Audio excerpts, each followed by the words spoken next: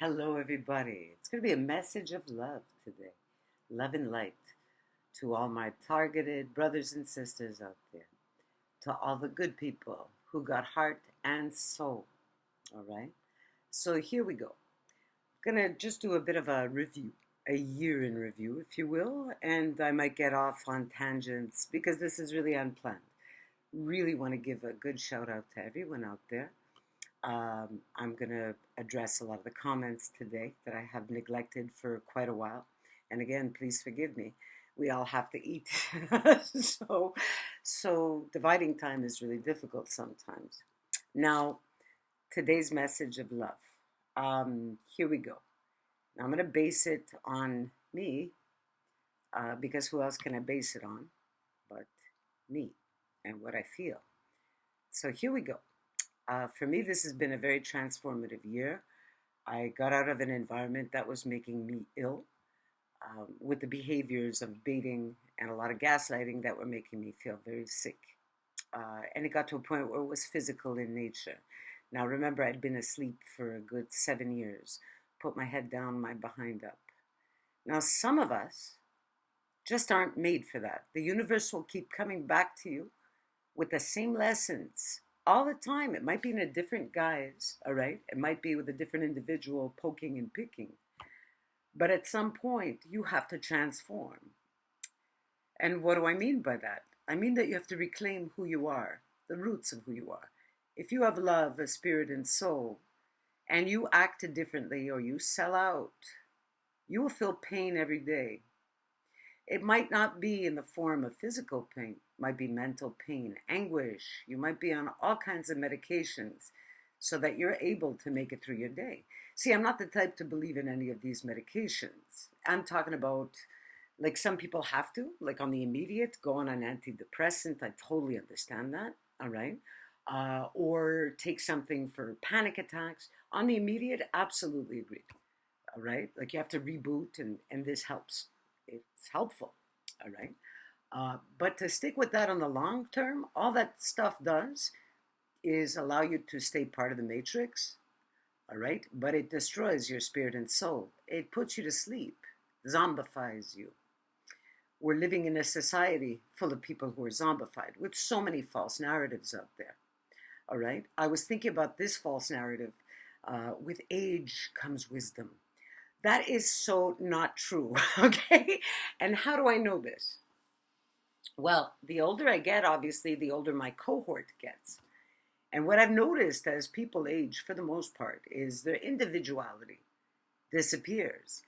They become part of the tribe very often, all right? They just follow suit. You look at their eyes, there's nothing there. All right. We're this huge consumerist society. We keep talking about millennials being consumerists. Look at us. I mean, we're leading the pack. I'm sorry to say. All right. Maybe having things, feeds a part of a person, maybe their ego, but it definitely doesn't feed your soul. I have a lot of experience in this regard, by the way, and I will tell you about it one day. I've been and traveled throughout all different social classes. From the ultra rich, I mean ultra rich, I'm talking chateaus in Switzerland rich, to the ultra poor, I mean squeegee people. And so I've got to taste a lot of different people, not people, but got to taste a lot of different experiences from people in different social classes. And I've noticed something. I've noticed that sometimes the gentlest and kindest individuals aren't who you would expect them to be. You would figure that if money and possessions feed your soul, you're going to be a kinder, gentler person. That's not true. Actually, I was thinking about this, and it's a bit of a Christmas wish to this particular person. When I was working in Old Montreal, I have a story, okay? I was working in this gallery, and I'm walking to work one day, and this little bird falls from the rafters of a roof, just splats on the ground. And I see this lady walk away, and I look, and there's this little bird. And it had like little feathers that were just starting to poke out. And I looked, and it was alive, and I picked it up because I wasn't going to leave the bird there. Somebody was going to step on it. So I said, I'm going to bring it to work. So I go in, my boss is like, you cannot bring this little animal in here. I mean, I had an 8-hour shift that I had to do. So I said, what the hell am I going to do with this bird? I can't just abandon him. So outside was this man named Michel, and he was a homeless guy. And Michel would guard my car sometimes, okay, when I'd park closer. He would guard the car. I'd give him a couple of bucks, and whatever. So I said, Michel, I go, look, this is my conundrum. I got a long shift today. I go, do you mind taking care of my bird? Because, he'd come and go from, it wasn't really his corner. The corner belonged to Gaetan. Gaetan and him would get in fights all the time, but that's besides the point. So he goes, absolutely, I will. I said, all right, right on, that's cool. So I do my shift, I come out of work, and what do I see? I see that Michel was eating something and trying to feed the bird. So here's this homeless guy who's got nothing, right? He's got a couple of peanuts that, God knows, I mean, he bought or somebody got him for him, and he's feeding this little bird. I had tears in my eyes. So I gave him a couple of bucks, of course, for his troubles, maybe a couple more than usual. Uh, and not because it's not a charity thing. I mean, he did work for me, so I'm paying him for what he did, even though he didn't really want it. He even said so. He's like, he goes, well, this little animal's hungry. I'm going to feed it. And I found it one of the most loving things I'd ever seen, right? Now, remember, I've seen behaviors from people from all freaking social strata. And this is the one event in my life that really, I mean, I have a few that really warmed my heart, but this was really one of them. And Michel, God knows, man, if Michel is still around, I wish him love, peace, everything, all the goodness in the world. Michel had a spirit and a soul, all right? And this is something that, again, with age, oftentimes we lose. He was purely individual. He was a trip to talk to, a really cool guy.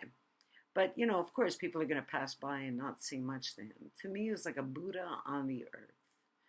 There are a few out there, all right? So for those targeted individuals out there who just think that they're feeling overwhelmed by the masses, understand there are very good people out there, all right? And as you age and as you get older, you don't necessarily get wiser. You tend to be absorbed by the herd.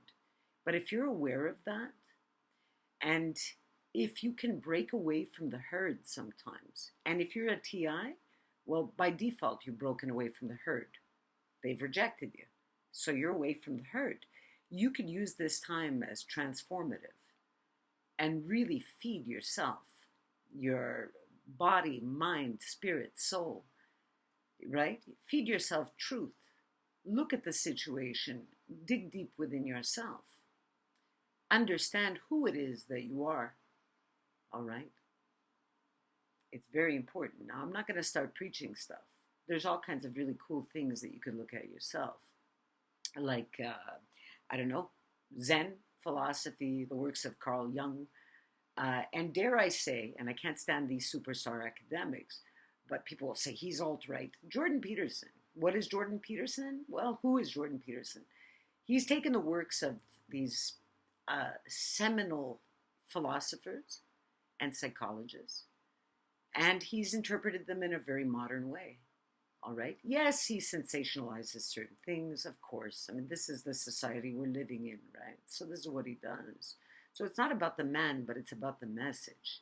And there are certain things that a TI has to do to feel their core of love. Number one, understand that you're not alone. Okay, you may feel alone sometimes, you're not alone. All right? Spirit comes, and soul, it's from the earth. You're connected. You'll always be connected. That's why you're hated. That's why you're rejected, because you're an individual. Now, even if you pretended that you weren't an individual for a long time, or you were asleep like I was, you are you. The reason that you've been in distress is because you've been untrue to who you are. All right?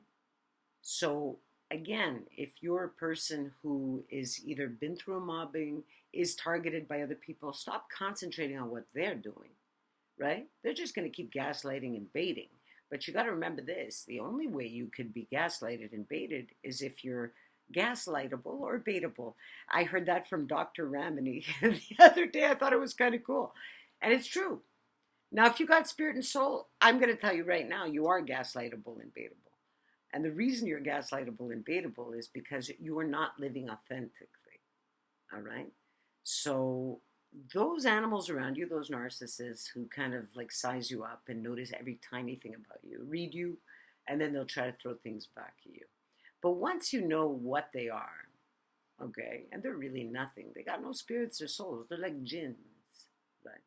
They're these soulless creatures. What harm are they going to do to you? Think about it, right? Know who you are. You're a lion. Understand that. You aren't a slave, all right? So I'm going to say I'm going to call it quits for now because I got stuff to do. I'm going to wish you a very Merry Christmas, Happy Hanukkah, Happy Holidays, all that jazz to all y'all out there, the good people, all right? And I'll be back. I'll be back with more honed videos, hopefully soon. And I'm going to try to get to some of those comments as I'm making my cookies today. So I wish you all love, peace, respect, self-respect, self-love. Foxy D, signing off. Namaste, everybody. Take care. Bye.